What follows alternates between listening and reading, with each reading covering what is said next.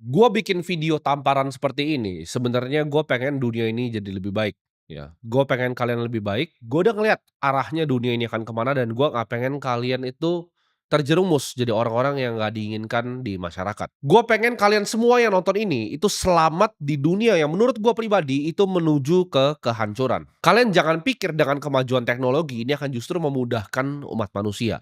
Betul, ya, untuk para teknokrat gue sebutnya. Jadi untuk para orang-orang yang menguasai teknologi ini, ya, yang akan duduk ibaratnya di paling atas kasta manusia ini akan sangat menguntungkan. Tapi untuk mereka atau kalian yang sedang di bawah sekarang atau di tengah bahkan, karena gue bilang kelas menengah itu akan hilang, hanya akan ada para teknokrat di atas, orang-orang yang menguasai teknologi termutakhir, dan orang-orang yang tidak menguasai teknologi. Dan gue percaya ya laki-laki itu nggak boleh jadi banci lagi di era zaman sekarang. Dunia akan lebih baik ketika laki-laki itu sudah banyak yang gue bilang punya biji ya, bukan cuma laki-laki banci. Kalian akan melihat perubahan kelas sosial yang kalian belum pernah lihat seumur hidup kalian dalam waktu 5 tahun ke depan ya. Di 2030 ini agenda dunia ya, agenda dunia itu akan bikin kalian itu nggak punya apapun dan kalian akan bahagia. Dan menurut gua, ini menurut analisa gua udah bilang kelas menengah akan hilang, betul kejadian. Dan di sini gua akan bilang, ada kelas sosial baru. Gue sebutnya demografi hantu. Mereka ini demografi yang gue sebutnya kasat mata ke masyarakat-masyarakat yang lain. Ini adalah segmen manusia-manusia yang tidak dibutuhkan di dunia. Jadi bukan miskin lagi gue sebutnya demografi hantu. Karena zaman sekarang orang miskin itu bisa jadi supir angkot. Orang miskin itu bisa jadi pemulung, bisa mungutin sampah. Nanti ke depan yang mungutin sampah itu adalah robot. Yang nyetirin kalian mobilnya akan setir dirinya sendiri. Jadi untuk orang-orang yang melakukan pekerjaan-pekerjaan clerical seperti itu, pekerjaan-pekerjaan logistik, pekerjaan-pekerjaan transportasi, nyetir bus, itu akan jadi demografi hantu, yaitu skill set-nya sudah tidak lagi dibutuhkan oleh masyarakat. Akuntan di era sekarang ya kalian bilang, "Oh, apa saudara saya akuntan, hidupnya lumayan, gajinya UMR lebih sedikit, bisa beli motor sama bisa nyicil rumah." Itu tidak akan ada lagi ya. Akuntan tuh akan jadi pekerjaan sampah gua sebut di sini. Karena itu gampang sekali diotomasi dengan AI. Tidak ada hal spesial yang dilakukan oleh sebuah akuntan atau seorang akuntan. Jadi ke depannya ya saudara lu yang akuntan itu nggak akan punya pekerjaan lagi. Apalagi kalau saudara lu itu supir angkot, itu nggak bakal ada kerjaan lagi. Atau lu sendiri di sini ya, ojol gitu. Kalau lu pikir, "Oh ini gua akan tetap nganterin," enggak, makanan tuh akan diantar pakai drone nanti ke depannya. Ya ini gua udah pertama visualisasi di sini. Ya orang-orang kan tinggal di apartemen, ya ketika makanan mau diantar, dia pesan dari luar, itu akan diantar pakai drone, langsung landing di apartemennya. Kalian pikir, "Oh itu Timothy kebanyakan ngayal nonton film." Enggak, nanti lihat aja. Kalian lihat seberapa cepat teknologi ini akan berkembang. Demografi hantu ini lu nggak bisa lari ya. Ini akan jadi underclass yang baru. Ini akan jadi polemik di masyarakat dan suara kalian udah nggak didengerin. Kenapa? Karena zaman dulu ya selalu dari dulu kan ada raja, gue sebutnya gue udah bilang berkali-kali, ada raja, ada budak. Kenapa budak itu nggak bisa terlalu diapa-apain? Karena satu, mereka bisa berontak kan. Budak itu bisa berontak. Dan kedua, budak itu actually dibutuhkan ya. Budak itu dibutuhkan dari segi keringat dia ya. Jadi waktu dan tenaga seorang budak itu dibutuhkan untuk bangun-bangun piramid. Waktu dan tenaga budak itu dibutuhkan untuk bangun-bangun jalan, untuk bangun-bangun irigasi. Jadi budak ini sangat penting dan krusial sebenarnya dalam hierarchical society. Ya, dalam hierarki society itu penting budak itu ada. Tapi yang gue bilang ini demografi hantu atau underclass yang baru ini tidak dibutuhkan. Nah, hati-hati kalian. Karena budak-budak seperti kalian dulunya dibutuhkan entry data ya kan, coding-coding basic, akuntansi dasar. Itu budak tuh sama budak kayak dicambuk. Kasih UMR, kasih UMR. Sama. Kalian nggak akan ada kerjaannya lagi, ya. Jadi kalian jangan panik nanti ketika ini semua sudah terjadi. Gue udah ngomong pertama di sini dari tahun 2025. Dulu gue bilang kelas menengah hilang, kalian ketawa. Dulu gue juga bilang, kalau sertifikat rumah itu bukan punya kalian. Kalian tuh nggak punya apapun, itu cuman kertas, Bos. Ya. Kertas yang dibuat sama pemerintah. Lu tidak punya kuasa akan kertas itu. Mereka mau bangun proyek strategis, kertas lu itu nggak berguna. Gue udah ngomong kayak gitu sampai gue berbusa, tapi dulu gue diketawain, tapi sekarang kalian udah gak ketawa lagi kan. Ketika satu persatu yang gue omongin di video-video seperti itu jadi kenyataan, lu mulai mikir, oh seberapa goblok dan arogan gue untuk gak dengerin Timothy. Gue gak lebih pintar ya ternyata dari dia, ya itu kenapa lu miskin, gitu. Kalian harus paham ya bahwa kebanyakan tentang manusia ya, tentang manusia. Konstruk yang manusia ciptakan sendiri seperti moral, hukum, dan bahkan uang. Kan gue selalu bilang uang itu palsu. Uang itu kertas, it's not real. Money is paper, diciptakan oleh beberapa orang di Jekyll Island. Semua konstruk yang kalian pikir ini real itu cuma untuk kandangin kalian jadi budak. Ya ini nggak real. Apakah ada orang yang kebal hukum di Amerika? Ada. Lu kira orang-orang yang ngerampok emas di Afrika itu bisa kalian tangkap? Mereka tuh benar-benar definisi kebal hukum. Apakah ada moral di sana? Ketika orang mau expose mereka tinggal ditembak, mayatnya di bawah. Konstruk-konstruk sosial yang kalian pikir ini ada, ini nggak ada ya. Itu semua hanyalah sebuah ilusi. Semua ilusi. Kemampuan lu untuk memilih ya, lu pikir lu pilih dengan otak lu sendiri, dari algoritma-algoritma yang disuguhkan ke lu, yang dibikin sama perusahaan-perusahaan algoritma yang advance, itu semua by design, by system. Lu mikir lu mau sekolah bangun pagi itu semua didesain by system. Nggak ada hal yang lu pikirin sendiri, nggak ada. Kalian itu hidup di dunia dengan teori Darwinian, di mana yang kuat itu akan selalu menang, yang kuat itu akan selalu jadi raja. Selalu ada preman yang bisa nguasain para budak-budak ini, dari zaman manusia, awal manusia. Preman yang lebih kuat akan perang dengan preman yang lain. Ya, selama masih ada laki-laki di dunia ini pasti selalu ada namanya yang perang. Nah, ketika gue bikin konten-konten tamparan seperti ini, kadang ada beberapa pertanyaan yang menggelitik gue. Sering sekali ada yang bertanya hal-hal nggak penting, makanya gue mau tamparin kalian semua biar keluar dari mindset cowok-cowok banci. Banyak pertanyaan yang nggak penting kayak misalnya, "Kalau gue ditinggalin sama cewek gue gimana, Bang?" Itu pertanyaan yang kalian tuh banyak sekali tuh tanya ke gue gitu, "Kalau gue ditinggalin cewek gue gimana, Bang?" Gue paham dan gue mengerti ya ketika kalian ditinggalin itu mungkin dunia kalian seperti terbalik ya. Kalian ngerasa, "Wah, ini udah kiamat ini." Ya kan? Patah hati, sedih, kalian merenung sendiri begitu. Tapi lu percaya sama gua, ya ini hukum konservasi dari energi. Energi itu tidak bisa dihancurkan. Itu hanya bisa dipindahkan. Jadi ketika lu punya energi seperti itu, bagusnya lu pindahin untuk hal yang lebih positif untuk diri lu sendiri. Lu nggak perlu ngemis gitu kan, "Please please terima aku balik," gitu setelah lu ditinggal. Dia tuh udah nggak peduli sama lu. Lu harus paham bahwa dia itu tidak peduli sama lu. Lu nggak sespesial itu di hidup dia. Yang lu pikirin adalah gimana cara pakai energi yang tadi lu rasakan untuk bikin diri lu jadi yang lebih baik. Lu nggak pikir gitu pakai akal sehat lu bahwa lu dari kecil tuh dibesarin sama nyokap lu sendiri. Tapi yang lu lebih peduliin adalah cewek yang lu baru kenal selama 3 bulan dan ketika lu ditinggalin lu sedih gitu kan. Sedangkan nyokap lu di rumah tuh nggak bisa makan, dia ngantri gas 3 kilo ya. Tapi lu pedulin orang nggak penting ini di hidup lu. Percaya gua kalau lu dengerin semua yang gua omongin nih ya, gua percaya hidup lu akan jadi lebih baik dalam waktu 3 tahun. Gue janji nggak lama 3 tahun. Dan dalam 3 tahun lu akan lihat balik, lu mikir, "Kok gue dulu suka sama dia ya?" Makanya gue bilang cowok zaman sekarang tuh jangan kebanyakan deh kayak banci ya. Lu diputusin, lu tulis panjang-panjang chat kayak William Shakespeare. Wah, panjang banget itu lu tulis kayak wah, lengkap deh itu semua. Nggak perlu, ya. Yang lu perlu lakukan adalah bilang terima kasih. Lu nggak perlu marah juga, nggak perlu marah, nggak perlu lebay. Bilang aja terima kasih, ya. Udah, habis tuh. Lu fokus jadi yang terbaik diri lu fokus di industri 2 yang gue bilang tadi. Gue juga kadang ada teman gue datang ke gue, kayak dia nanya saran gue gimana nih, gue diputusin nih sama cewek gue nih. Gue ditinggalin dia sama cowok lain gitu kan. Gue sedih sekali, cewek lu tuh udah sama cowok lain, dia nggak peduli sama lu. Terus gue lihat kan, "Oke, mana cewek lu?" Dia bilang dia berbulan-bulan sampai sakit hati karena ceweknya nih, gue bilang, "Ini lu nyari LC juga ada yang bentuknya begini," gue bilang, ya. Nggak spesial-spesial banget gitu, average gitu, rata-rata gitu. Jadi janganlah terlalu lebay ya. Setiap kali lu ditinggalin, itu bukan salah ceweknya, suka-suka dia mau tinggalin lu atau enggak. Tapi biasanya ditinggalin lu untuk apa? Untuk cowok yang lebih kaya, cowok yang lebih mapan, sederhana. Jarang dia tinggalin lu buat cowok yang lebih ganteng. Ya kan? Pasti cowoknya lebih kaya dan lebih mapan, karena cewek juga nggak bego, gitu. Nah, gimana caranya lu biar nggak diselingkuhin? Ya tiap hari lu naiknya Brio, coba lu naik J-Class. Kebalik tuh dinamikanya. Dia yang nggak mau ninggalin lu. Tapi kan lu naiknya Brio, ya gimana nggak ditinggalin gitu. Orang naik seri 3 lu ditinggalin yang naik Brio, kan? Hidup itu begitu, ini hidup makanya dunia ini Darwinian banget gue bilang, ini hutan rimba. Jangan merasa, "Oh nggak adil, tapi standar cewek terlalu tinggi." Kamu yang miskin, Nak. Cewek itu ninggalin lu, itu pasti salah lu, ya. Pasti ada hal yang lu lakukan yang lu tuh tidak kompeten dalam diri lu. Jadi stop salahin orang lain, pikir diri sendiri, "Salah saya di mana? Apakah saya kurang kaya? Apakah saya kurang kompeten sebagai laki-laki? Apakah saya tidak bisa mencukupi dia?"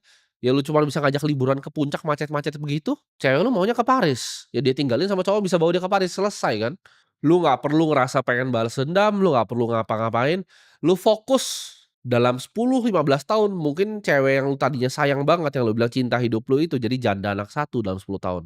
Sedangkan lu, kalau lu dengerin apa yang gua ngomongin, ya mungkin lu lagi di kapal sama gua di Ibita nanti, lagi santai-santai di sana, happy. Cowok itu cuman satu ya hidupnya, kesuksesan yang dilihat, kompetensi, kesuksesan. Kalau lu nggak punya 2 itu ya jadi sampah aja di pinggir jalan, gua bilang. Lu bisa bakal jadi demografi hantu yang gua bilang tadi. Jadi lu pikir baik-baik, kalau lu mikirin orang lain ya, lu pikir ibu lu rela nggak ngantri gas LPG 3 kilo, sampai ada yang meninggal seperti itu.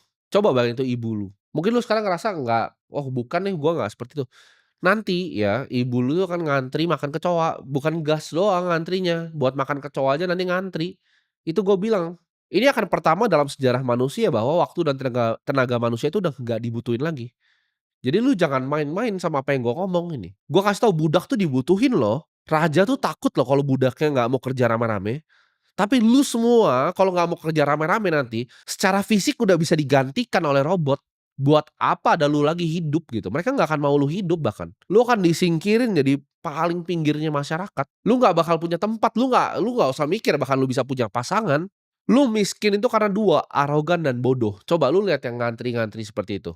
Lu coba tanyain mereka tentang cara ngatur keuangan sederhana, mereka pasti nggak bisa jawab. Mereka bilang, "Tapi saya kan lapar, saya lapar." Gue juga lapar Bos dulu. Gue makan Indomie telurnya dibagi 2, Indomie satu telurnya dibagi 2. Gue juga pernah lapar, gitu. Nahan lapar, gue naik motor masih keliling hujan-hujan juga pernah. Gue tahu rasanya mikir, "Oh enak ya naik mobil." Tapi gue nggak diam di tempat kayak lu semua. Gue beraksi. Banyak sekali orang tuh cuma bisa nyalahin, "Oh kebijakan ini, kebijakan." Kagak, lu aja Bos. Skill issue gue bilang, masalah skill. Lu nggak punya skill, nggak punya kompetensi, nggak punya otak dan goblok gitu. Makanya lu begitu, makanya lu lapar, anak lu lapar. Lu bayangin nggak bilang, "Anak saya lapar." Lu kerja Bos. Gue tampar kalau ada orang kayak begitu depan gue tampar beneran. Karena gue juga lapar dulu. Gue ketika ngeliat nyokap gue dulu, gue nggak bisa biayain dia masuk rumah sakit kelas 3 yang batu-batuk semua orang. Gue mikir, gue nggak bisa tidur gitu loh. Lu anak lu, "Saya lapar," malah teriak ke orang gitu di kamera, "Saya lapar, saya lapar." Eh, lu laki-laki nggak berguna, bagus mati aja gitu. Lu kalau bisa bikin sampai anak lu sampai nggak bisa makan, lu nggak usah punya anak. Itu tindakan kriminal lu punya anak di saat kondisi lu kayak gitu. Lu cuman pengen ngewenya doang, nggak pengen tanggung jawab, ya kan gila gitu. Nanti orang yang lu salahkan ini akan berubah terus. Sekarang lu salahin pemerintah, oke. Next-nya lu akan salahin orang yang bikin teknologinya. Lu akan salahin orang yang bikin robotnya nanti. Gara-gara dia bikin robot, mari kita bunuh dia," gitu. Paling gitu. "Karena saya anaknya lapar, anak saya lapar." Gua itu bahkan di tahap gua sekarang ya, setiap hari yang gua lakukan adalah gua coba untuk jadi sedikit lebih baik dari gua sebelumnya. Setiap jam ya, mata gua terbuka, gua mikir tentang kerja. Gua mikir gimana caranya gua bisa lebih kompetitif lagi, gimana cara gua bisa berkompetisi lebih bagus lagi. Every fucking waking hour of my life, itu yang selalu gua pikirin day by day, hari demi hari, gimana caranya saya jadi lebih baik, gimana caranya satu yang gua kerjain itu jadi lebih baik. Lu mikir, "Oke gua pengen, usaha ini," enggak, lu tuh buka satu aja tolol gitu. Lu harus punya yang namanya humility, lu harus humble akan diri lu sendiri, lu nggak bisa kerjain semua hal. Gua pun tahu gua tidak bisa kerjain semua hal, yang gua bisa kerjain itu cuman hanya investasi, dan yang gua kerjain hanya di sana, gitu. Dan lu dengan semua fasilitas yang ada sekarang, lu semua yang nonton ini, lu masih bisa nonton ini tuh fasilitas loh. Lu bisa buka YouTube, lu punya internet, lu punya handphone untuk lihat ini. Tapi lu lihat sekarang hidup lu bagaimana? Lu masa tega lihat orang tua lu nanti rumahnya digusur ya? Lu tega gitu, semua harta yang lu bikin tuh diambil sama inflasi dan lu nggak mau belajar. Gua kalau ada fasilitas seperti sekarang, itu gua punya rumah, gua jual buat belajar Bos. Kenapa? Karena gua itu jatuh bangunnya itu jauh lebih mahal dibanding proses apa yang ada di kepala gua sekarang. Jadi kalau itu bisa gua bayar duluan, gagalnya gua bayar gagalnya, gua belajar sama orang lain. Lu harus percaya ya, kalau lu ya, lu bilang, anak saya lapar." Orang itu kalau nggak nyaman, lu coba tidur ya, lu tidur gua serakin paku nih, lu tidur di samping gua gini, lu nyaman nggak tidur di situ? Lu nggak nyaman. Orang sederhana ya, lu tidur ya, tapi tangan lu salah aja lu pasti lu pengen pindahin kan tangan lu kan. Kalau sampai anak lu lapar, udah 5 tahun nih anak lu, "Anak saya lapar." Itu lu nyaman, lu tuh kayak tidur di karton gitu loh. Manusia itu tidak bisa loh tidur di paku begitu, karena nggak nyaman. Kalau lu nyaman di situ karena lu memang mau di situ, ngerti nggak? Lu memang pengen hidup lu di situ. Lu kalau lihat nyokap lu yang masih ngantri gas, lu lihat bapak lu tuh kerja begitu dan lu susah cari kerja, lu berarti nyaman di situ. Lu cuman lanjut aja nonton, terus konten-konten nggak berguna gitu kan. Lu main game terus, lu nyaman Bos hidup kayak gitu. Gua di saat susah, saat gua makan aja Indomie telur bagi 2, itu yang gua pikirin apa setiap harinya, gua nggak bisa tidur. Gua pikirin gimana cara gua bikin, gimana cara gua ini, aksi aksi aksi, belajar belajar belajar, gua belajar terus, gua aksi terus, gua coba terus, gua nggak pernah nyerah kayak lu. Lu kalau hidup lu masih 3 tahun, 5 tahun masih begitu-begitu aja, ya lu berarti lu suka di situ, lu suka tidur di situ gitu loh. Lu jangan bohongin diri sendiri kalau, saya begini." Itu dia cuman teriak-teriak depan kamera, balik ke rumah juga ngerokok lagi di depan kayak orang tolol gitu. Gua kadang mikir kalau gua liat orang kayak begitu tuh, gua masuk ke dalam kepalanya apa sih yang dia pikirin gitu kan. Tapi saya susah, saya butuh bantuan, saya butuh subsidi. Semua orang juga susah, Bos. Semua orang juga laper.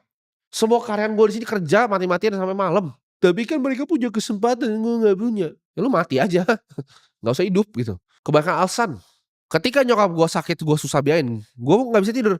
Ketika orang tua gue berantem cuman karena uang receh, gue mikir kenapa gue nggak bisa jadi kaya? Kenapa ada orang lain bisa kaya, kenapa gue nggak bisa? Kenapa dia bisa punya gedung itu? Kenapa gue nggak bisa punya gedung itu? Gitu. Lu jangan nonton ini, lu merasa semangat tapi cuman 1 jam gitu kan.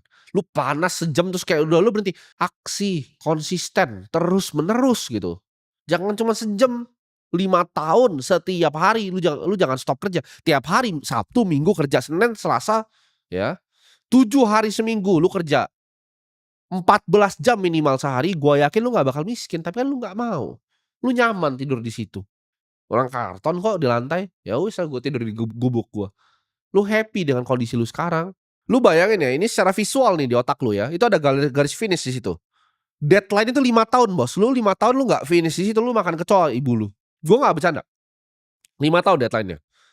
Ini AI ini akan eksponensial ya, akan cepet sekali perkembangannya dan lu akan digantiin.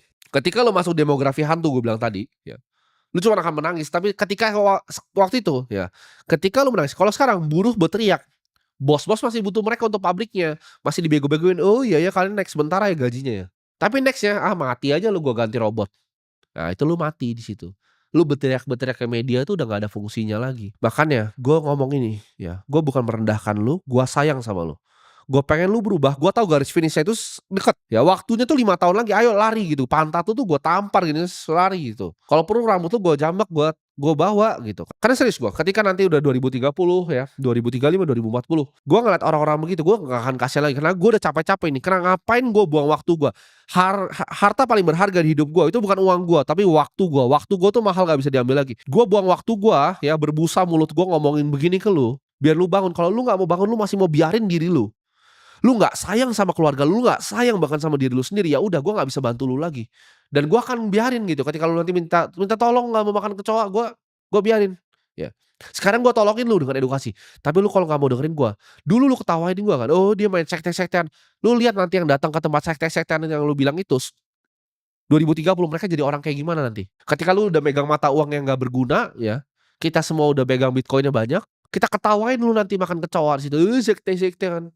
Memang gitu kan, biar orang miskin sama arogan tuh biar hilang aja dari muka bumi ini gitu. Lu harus paham yang gua ngomong.